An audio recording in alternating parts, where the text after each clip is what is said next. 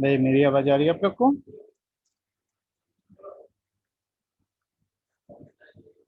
Okay. तो log mean temperature difference of counter flow समझ में आया?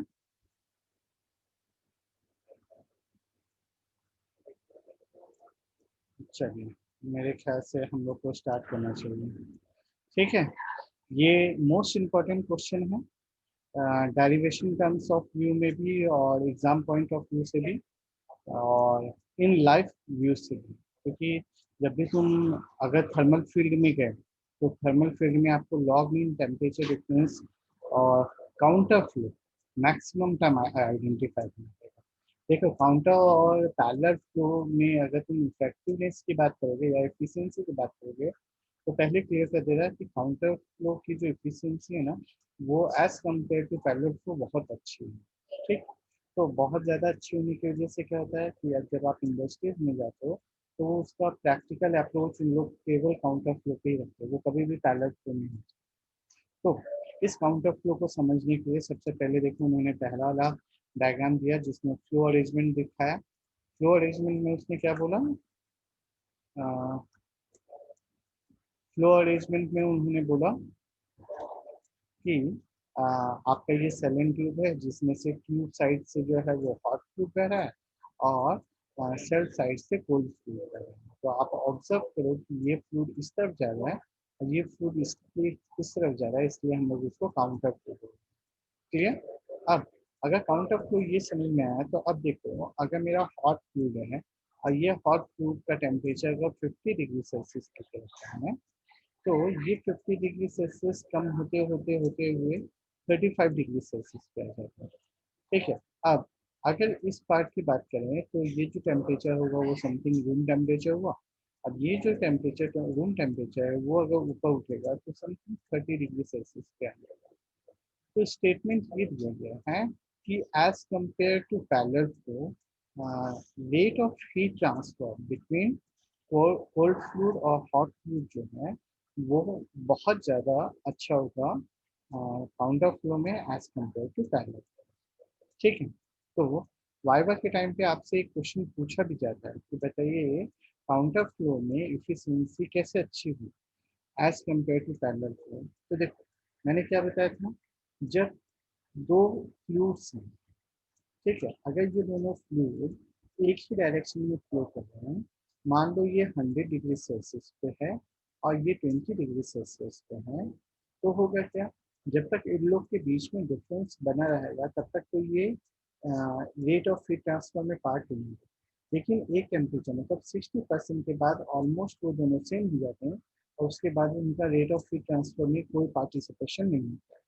लेकिन अगर तुम काउंटर फ्लो की बात करोगे तो काउंटर फ्लो में ये वाला टेम्परेचर कितना है, 100 डिग्री सेल्सियस, और ये यहाँ से जो निकल रहा है वो कितना है, वो 20 डिग्री सेल्सियस। तो जब ये 100 डिग्री अगर 30 डिग्री पे भी आ गया ना, तो भी देखो 30 और 20 ये दोनों में डिफरेंस रहेगा। मतलब स्टार्टिंग से लेकर एंड पॉइंट तक वो जो है हीट ट्रांसफर में पार्टिसिपेट करेंगे। ठीक है। ये डायग्राम समझ में आया कि हमने पहले इस तरफ लिखा वो रहा TH1, जो दूसरी तरफ दिया वो है TH2। TH1 मतलब हॉट वाटर इनलेट टेम्परेचर और cold temperature of cold hot water at outlet. इसी तरीके से temperature of cold water at inlet point and temperature of cold water at outlet point, ये दोनों हैं। अब हमने क्या किया, कंसिडर किया एक एरिया, मतलब ये तो कंप्लीट एरिया था, एलिमेंट्री एरिया कंसिडर किया जिसका नाम था DA।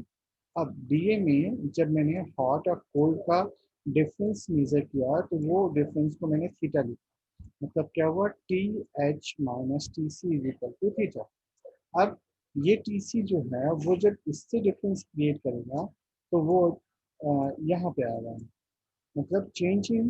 अब ये देखो, ये हॉट फ्लूइड के इनलेट और आउटलेट का जो डिफरेंस होगा वो DTH होगा।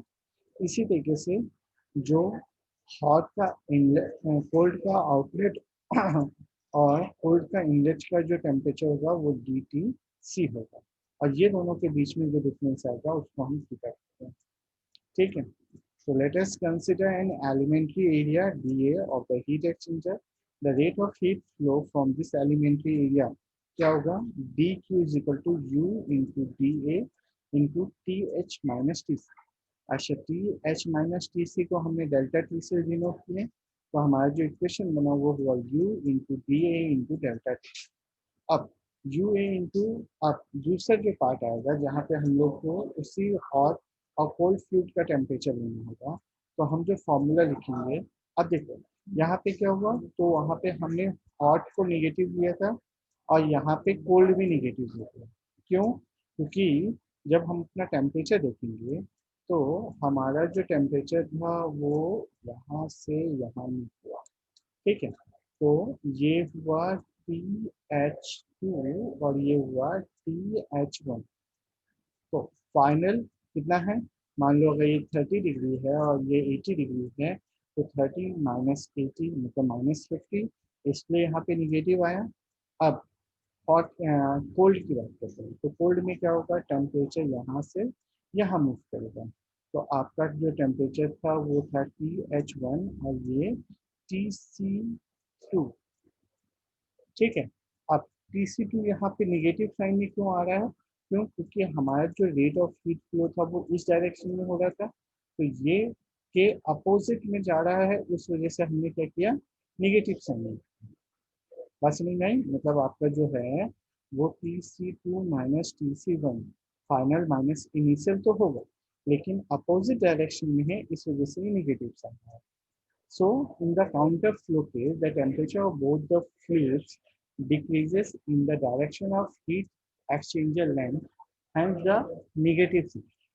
ये आपको याद रखना है ना, तो नेगेटिव साइन आया तो इससे आपको डी टी एच की वैल्यू अगर निकालोगे तो ये क्या होगा, D Q upon M H into C P H, और M H into C P H हम लोग कॉन्स्टेंट लेते थे जिसको डिनोट करते थे सी से। तो constant, heat constant of hot fluid और हीट कांस्टेंट एट कोल्ड, तो D T H minus D T C अगर निकालेंगे तो माइनस डी क्यू अगर कांस्टेंट आ गया तो हमारी जो वैल्यू आई 1/CH माइनस 1/CC। क्लियर? चलिए, तो D T H minus D T C को हमने इसमें थीटा लिखा हुआ है, तो D theta is equal to minus D Q 1/CH minus 1/CC। और अब अगर मैं इंटीग्रेट करूंगा और वैल्यूज को पुट करूंगा तो क्या होगा, डी क्यू की वैल्यू हो जाएगी U into U into D A into T H minus T C, या मैं यहाँ पे थीटा लिख लेता हूँ, तो D theta is equal to minus U into D A into theta into 1/CH minus 1/CC। अब डी थीटा अपॉन थीटा जो है वो मैंने इस तरफ ले लिया क्योंकि इक्वेशन को मेंटेन करना है, is equal to minus U into A 1/CH minus 1/CC। अब इसको हम लोग इंटीग्रेट करेंगे तो इंटीग्रेशन कहाँ से आ जाएगा, थीटा 1 से थीटा 2 तक, और दूसरा क्या, एरिया जो है वो A0 से लेकर A1। तो हमारा जो इक्वेशन बना वो बना natural of theta 2 upon theta 1 is equal to minus U into A into 1/CH minus 1/CC। अब CH और CC की वैल्यू फाइंड आउट करनी थी, तो हमने जो फॉर्मूला लिखा था Q is equal to CH TH1 minus TH2 is equal to CC is equal to TC2 minus TC1। अब यहाँ से CH और CC की वैल्यू मैं निकालता हूँ और पुट करता हूँ, तो निकालने और पुट करने के बाद जो हमारा इक्वेशन बना वो बना minus U into A TH1 minus TH2 upon 2 minus of TC2 minus TC1 upon 2। अब अल्टीमेटली मैं इस Q को कॉमन करके बाहर निकाल देता हूँ और इस माइनस को अंदर में मल्टीप्लाई और डिवाइड कर देता हूँ। तो अंदर में मल्टीप्लाई और डिवाइड करते वक्त आपको ये याद रखना है कि आपका जो इस बार थीटा 1 है वो क्या है और थीटा 2 क्या है। तो आपको पता हो गया होगा थीटा 1 क्या है, TH1 माइनस TC2। तो अब आपने क्या किया, TH1 माइनस TC2, तो हमने पहले TH1 माइनस TC2 रखा और जो बच गया वो दूसरे टर्म में रखा, तो हमारा जो इक्वेशन आया वो आया। अब याद रखिएगा ये जो इक्वेशन बना वो बना थीटा 1 माइनस थीटा 2, ठीक है। अब ये माइनस को मैं अंदर मल्टीप्लाई कर दे रहा हूँ, तो इक्वेशन बना थीटा 2 माइनस थीटा 1। तो एक्चुअल में रेट ऑफ हीट ट्रांसफर का यूनिवर्सल फॉर्मूला क्या है, rate of heat transfer Q is equal to U into A into theta two minus theta one upon natural log theta two upon theta one. ठीक है। अब यहाँ पे एक बात याद रखिएगा, यही इक्वेशन आपके पैरेलल फ्लो का भी था और यही इक्वेशन काउंटर फ्लो का भी था। और कुछ बुक्स जो है वो इसको U इंटू ए, ये आप ऐसा भी लिख सकते हैं ना, theta one minus theta two upon natural log theta one by theta two. मतलब अगर वन पहले है और टू बाद में है तो आपको दोनों तरफ ये सेम इक्वेशन है। ठीक है। ये देखो, ये यहाँ पे उसमें लिखा हुआ है क्या, theta M log mean temperature difference is equal to theta two minus theta one upon natural log theta two minus theta two upon theta one और theta one minus theta two upon natural log theta one upon theta two. दोनों equation जो है वो same. ठीक। अब एक special case आते हैं, स्पेशल केस में आई थिंक कंडेंसर और इवोपोरेटर को लिया है, तो क्या होता है वो सुनिए। So in case of counter flow, it may possible that delta T is equal to delta T delta T1 is equal to delta T2। मतलब क्या हुआ, थीटा वन जो है वो कभी कभार थीटा टू या दोनों एक दूसरे के इक्वल होते हैं। इन दैट केस अगर उस समय अगर ऐसा कभी हुआ कि थीटा वन और थीटा टू की वैल्यू जो है वो दोनों इक्वल हो गए, तब आपका LMTD क्या होगा, तो दोनों एक दूसरे से माइनस हो जाएगा, तो 0.0 इज इक्वल टू इनडिटर्मिनेट, मतलब वो हम लोग फाइंड आउट नहीं कर सकते। सो एट दैट टाइम LMTD को जो है आपको वो एल हॉस्पिटल रूल लगाना पड़ेगा। अब एल हॉस्पिटल रूल लगाने पे क्या होगा, तो हमारा जो इक्वेशन है वो limit theta two is converted into theta one means theta two minus theta one upon natural log theta two upon theta one जो है वो इस तरीके से कन्वर्ट हो जाएगा। तो कन्वर्ट हुआ तो हमने क्या किया, थीटा वन को कॉमन किया, ये आया theta two upon theta one minus one upon natural log theta two upon theta one. अब differentiate numerical and numerator and denominator by theta two upon theta। तो जब हम इसको डिवाइड करेंगे तो लिमिट आएगा theta two upon one upon theta two minus theta one, that means is equal to zero theta और theta one और theta two. So theta is equal to theta one और थीटा टू। तो आपका जो Q की value आएगी वो Q की वैल्यू होगी U into A into log mean temperature difference is equal to U into A into delta T one is equal to U into A into delta T. मतलब आप कोई भी temperature लेके direct निकाल लोगे तो आपको वहाँ पे लॉग मीन टेम्परेचर निकालने की जरूरत नहीं पड़ेगी। ठीक है। तो अब इसका एग्जांपल जो है वो उसमें कंडेंसर और इवापोरेटर के साथ है। ठीक है। तो अगर आपने शायद मैंने लास्ट टाइम पढ़ाया होगा, चलिए अगर नहीं पढ़ाया तो अभी अपन पढ़ लेते हैं। दो टाइप के केसेस हैं, एक है कंडेंसर है, एक है इवापोरेटर और दूसरा है कंडेंसर। तो इन केस ऑफ इवापोरेटर की जब बात करते हैं तो इवापोरेटर में आपको याद रखना है कि TH1 is equal to TH2 हो जाएगा।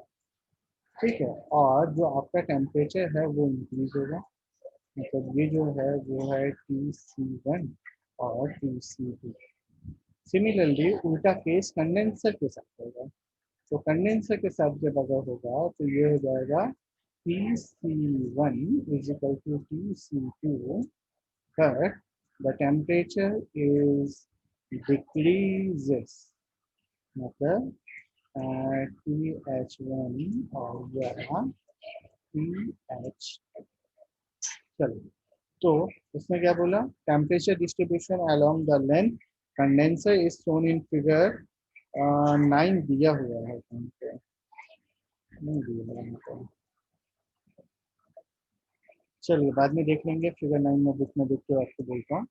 तो हैंस द टेम्परेचर डिफरेंस मतलब theta one is equal to delta T one means क्या हुआ, T H minus T C I या T H minus T C I, मतलब वही हुआ कि आपका जो है वो T H one is equal to T H two हो गया, मतलब टेम्परेचर ऑफ हॉट फ्लूइड हो गया। तो उस समय आपका थीटा वन क्या होगा, तो temperature of hot fluid minus temperature of cold fluid at the inlet point, और theta two is equal to हो जाएगा temperature of hot fluid minus temperature of cold fluid. at the outlet. ठीक है. So to find the temperature, put the value of theta 1 and theta 2 from the equation and we are getting the answers. मतलब क्या हुआ, ultimately theta 1 की value निकालोगे, theta 2 की value निकालोगे और थीटा m जो आता है वो आप निकाल लोगे, theta 1 minus theta 2 upon natural of theta 1 upon theta 2. ठीक है. चलिए अब दूसरा जो इक्वेशन है वो है LMTD फॉर इवोपरेटर. तो इवोपरेटर का केस मैंने आपको पहले वही जो पुराना इक्वेशन था ना, वही उसी फिगर्स की बात कर रहा है. ठीक है. तो वो इक्वेशन में आपको याद होगा कि टेम्परेचर ऑफ कोल्ड फ्लूइड जो है वो कांस्टेंट रहता है. तो कोल्ड फ्लूइड अगर कांस्टेंट है तो थीटा 1 की वैल्यू क्या होगी, तो वो होगी THI minus TC, the temperature of hot fluid at inlet minus temperature of cold fluid. और थीटा 2 की वैल्यू होगी delta T2 is equal to temperature of hot outlet minus temperature of cold. बस वही सेम इक्वेशन, थीटा 1 और theta 2 की value निकालिए. Ultimately rate of heat transfer क्या होगा इक्वेशन, तो आपका आएगा U into A into theta M means logging temperature difference. ये आप फाइंड आउट कर सकते हो. चलिए इसके बाद आपका आता है falling factor. Falling factors means क्या होते हैं, तो अब जस्ट एक एग्जांपल लो, मैं आपके सामने एक ट्यूब दिखा रहा हूँ. ठीक है. ये एक ट्यूब है. तो मैंने आपको लास्ट टाइम भी बताया था कि जब कंटिन्यूसली इसके अंदर से स्टीम फ्लो होता रहता है तो कुछ क्वांटिटी में ना जो पार्टिकल्स हैं, मतलब जो हमारा स्टीम है या जो भी लिक्विड है उसमें कुछ ना कुछ वाटर पार्टिकल्स जो हैं वो स्टोर होते रहते हैं. और ये स्टोर होते होते होते होते होते एक मोटा सा परत बना लेते हैं. और ये जो परत बना लेते हैं एक्चुअली वो रेट ऑफ हीट ट्रांसफर को अवॉइड करते हैं, मतलब इन लोग को फ्लो होने नहीं देते. क्यों, क्योंकि जितना ज़्यादा स्केल की प्रॉपर्टी, मतलब एक्चुअली ये जो बन जाता है ना इसको हम स्केल बोलते हैं. अगर वो लिक्विड के फॉर्म में है तो स्लज बोलेंगे, लेकिन अगर वो सॉलिडिफाइड हो गया है तो उसको स्केल बोलते हैं. इसका प्रैक्टिकल एग्जांपल आपके घर में मम्मी को बोलना तपेली दिखाए तो तपेली के पीछे वाला पार्ट देखना, वो पूरा डार्क कलर होता है. तो आपका डार्क कलर इसलिए होता है क्योंकि वो कंटिन्यूसली बर्न होते रहते हैं. लेकिन जब आप इंडस्ट्रीज में या बॉयलर हाउस में जाते हो तो आपको पता चलेगा कि वो वाइट कलर का होता है. सॉलिड पार्टिकल्स लगेगा आपको कि डस्ट बैठा हुआ है. तो उसको हम लोग स्केल बोलते हैं. ठीक है. तो ये स्केल की वजह से ultimately rate of heat transfer जो है वो डिक्रीज हो जाता है. तो हमें ये आइडेंटिफाई करना होता है कि कितना क्वांटिटी में ये डिक्रीज हुआ, और ये जो क्वांटिटी है इसे ही हम लोग फाउलिंग फैक्टर के नाम से. ठीक है. So equation 1, 2 and 3 are in fact valid only for clean surface. मतलब आपका जो तीन इक्वेशन कौन कौन सा था, Q is equal to mCp delta T, दूसरा Q is equal to U into A into delta मतलब लॉगमिन टेम्परेचर डिफरेंस. और तीसरा इक्वेशन जो था वो था mCp temperature of hot outlet hot inlet minus hot outlet, और mCp cold outlet minus cold inlet. ठीक है. तो ये तीनों कंडीशंस कहाँ एप्लीकेबल हो रहे थे, तो वो क्लीन सर्फेस पे हो रहे थे. But after certain period of operation of a heat exchanger, its surface are often subjected to deposition of fluid impurities. अब पूछोगे सर ये फ्लूइड इम्प्योरिटीज कहाँ से, तो एक्चुअली होता क्या है, हम बोलते हैं कि 100% TDS फ्री, मतलब 0% TDS जो होगा वो लिक्विड जो है हमने वो बॉयलर के अंदर डाला है. 0% TDS का मतलब होता है टोटल डिजॉल्व सॉलिड जो है वो 0% है, उसमें एक भी नहीं. मतलब क्या हुआ, जब वाटर इवोपरेट होगा तो इवोपरेट हो जाने के बाद नीचे में कोई भी डस्ट पार्टिकल्स नहीं जमाएंगे. लेकिन प्रैक्टिकली ये फिजिबल नहीं है कि वो 100% जीरो TDS. तो वो प्रैक्टिकली कितना होता है, तो 1-2% बच जाता है. और तो लार्ज क्वांटिटी में वाटर जो है वो स्टीम के फॉर्म में कन्वर्ट होता है, मतलब हीट ट्रांसफर होती रहती है. इस वजह से वो कंटिन्यूअसली वो स्केलिंग के प्रॉपर्टीज आती है. So chemical reaction between the fluid and the water material, dust formation, etc. ये सब होते रहते हैं. So the subsequent deposition of film or scale on the surface often an additional resistance to the heat transfer between the fluids. This effect is approximated by introducing one more thermal resistance called fouling factor. तो fouling factor क्या होता है? तो R F is equal to होगा 1/U dirty - 1/U clean. मतलब dirty में से अगर क्लीन को मैं माइनस कर दूं तो जो मेरे पास एक वैल्यू बचेगी जिसको मैं एक्स बोल रहा हूँ या आर एफ बोल रहा हूँ, वो मेरा फाउलिंग फैक्टर की इक्वल होता है. सो फाउलिंग फैक्टर कैसे डिटरमाइन किया जाता है? तो with the help of experiments. So RF must be determined experimentally by testing heat exchanger in both clean and dirty condition, and its value depend on the operating temperature, the fluid velocity, and length of services of heat exchangers. So fouling factor can be eliminated by coating of glass over the pipe lines. Equation 2 and 3 can be written as follows.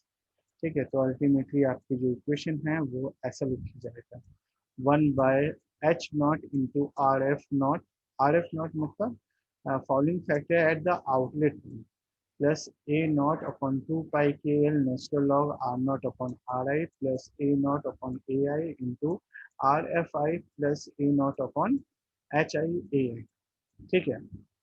और ultimately ये जो पूरा का पूरा equation है ये टीमा ने दिया है, TEMA. ठीक है, टर्बुलर इक्विपमेंट मैन्युफैक्चरिंग एसोसिएशन. इसकी एक खुद की डेटा बुक आती है जिसमें ये फॉर्मूला लिखा हुआ रहेगा और वैल्यूज लिखे रहेंगे जिसके हेल्प से आप अल्टीमेटली फाउलिंग फैक्टर किसी भी बॉडी का निकाल सकते हैं. चलिए, आज के लिए इतना ही रखते हैं. इसके बाद कल मिलेंगे जब हम न्यूमेरिकल सॉल्व करेंगे.